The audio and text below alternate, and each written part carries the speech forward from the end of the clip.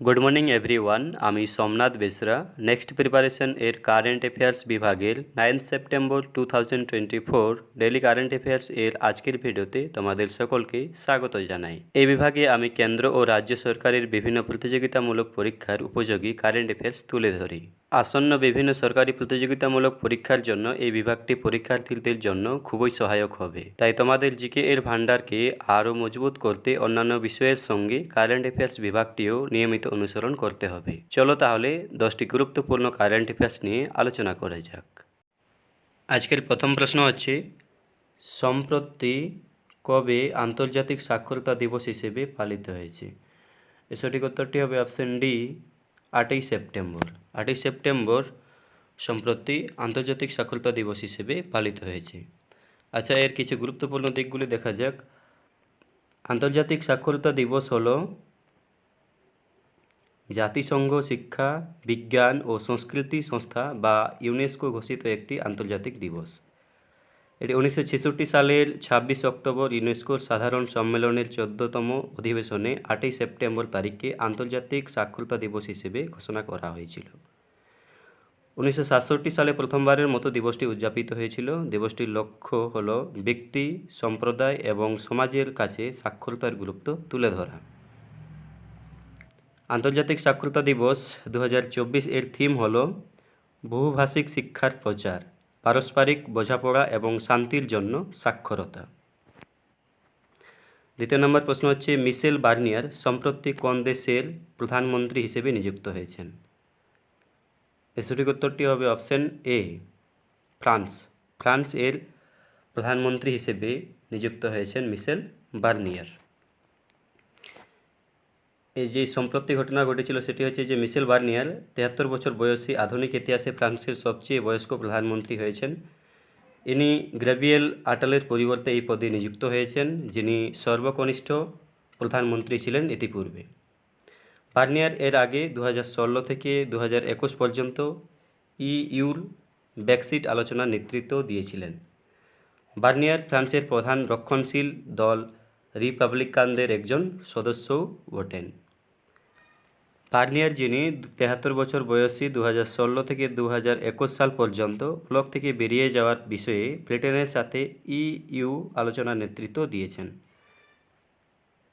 তিনি 4বার ক্যাবিনেট মন্ত্রী এবং 2বার ইইউ কমিশনার হিসেবে দায়িত্ব পালন করেছেন।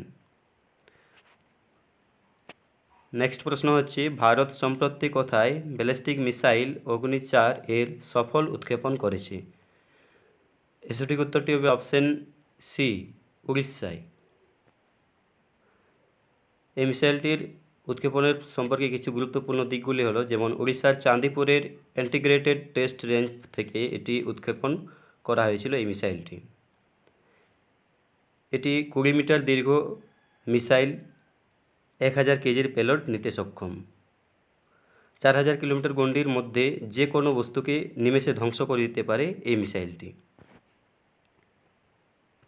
নেক্সট প্রশ্ন হচ্ছে, কোন রাজ্য সরকার সম্প্রতি পুলিশ বাহিনীতে মহিলাদের জন্য 33% সংরক্ষণের ঘোষণা করেছে? সঠিক উত্তরটি হবে অপশন ডি, রাজস্থান। রাজস্থান সরকার সম্প্রতি পুলিশ বাহিনীতে মহিলাদের জন্য 33% সংরক্ষণের ঘোষণা করেছে। আচ্ছা, এর সম্পর্কে কিছু গুরুত্বপূর্ণ দিকগুলি হলো, যেমন রাজস্থান সরকার রাজ্য পুলিশ অধস্তন পরিষেবা বিধি 1989 সংশোধন করার সিদ্ধান্ত নিয়ে পুলিশ বাহিনীতে মহিলাদের জন্য 33% সংরক্ষণ অনুমোদন করেছে। আর এর কিছু মূল বিষয়গুলির মধ্যে পড়ছে, যেমন রাজস্থানের রাজধানী হচ্ছে জয়পুর, আর এখানকার বর্তমান রাজ্যপাল হচ্ছেন হরিভাউ বাগাদে এবং মুখ্যমন্ত্রী হচ্ছেন ভজনলাল শর্মা। আর এখানকার অফিসিয়াল ভাষা হচ্ছে হিন্দি ভাষা। আর প্রধান নৃত্য ফর্মগুলির মধ্যে হচ্ছে ঘুমার এবং কালবেলিয়া।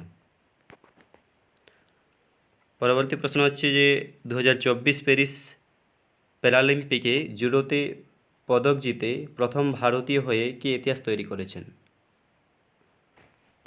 এর সঠিক উত্তরটি হবে অপশন সি, কপিল পারমার। পরবর্তী প্রশ্ন হচ্ছে, সম্প্রতি ভারতের প্রধানমন্ত্রী কোন রাজ্যে জল সঞ্চয় জন ভাগিদারি চালু করেছেন? এর সঠিক উত্তরটি হবে অপশন এ, গুজরাট। দেশের নির্বাচিত ব্লকে 2019 সালে জল শক্তি অভিযান চালু করা হয়েছিল। এটি সারা ভারতে চালু হয়েছিল জল শক্তি অভিযান,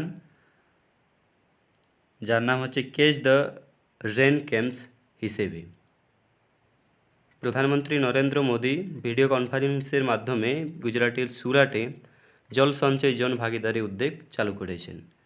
এই কর্মসূচিতে জলের স্থায়িত্ব বাড়ানোর জন্য প্রায় 24,800টি বৃষ্টির জল সংগ্রহের কাঠামো তৈরি করা হবে।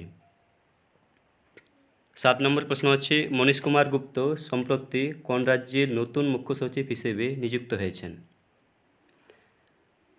এর সঠিক উত্তরটি হবে অপশন বি, অরুণাচল প্রদেশ। 8 নম্বর প্রশ্ন হচ্ছে, এককভাবে ইংলিশ চ্যানেল সাঁতার কাটার জন্য সবচেয়ে বয়স্ক ভারতীয় সাঁতারু হয়েছেন কে? এর সঠিক উত্তর হবে অপশন এ, সিদ্ধার্থ আগরওয়াল।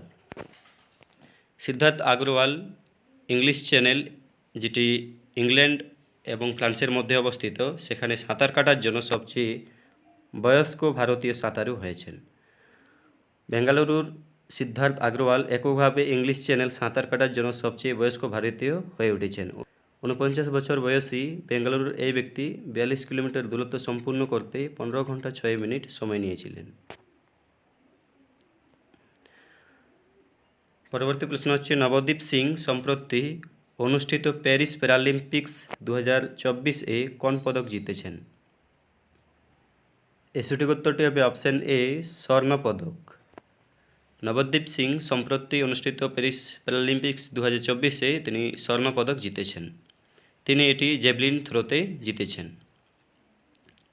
10 নম্বর প্রশ্ন হচ্ছে, টাইম ম্যাগাজিনের এআইতে সবচেয়ে প্রভাবশালী ব্যক্তিদের তালিকায় কোন কেন্দ্রীয় মন্ত্রীকে অন্তর্ভুক্ত করা হয়েছে?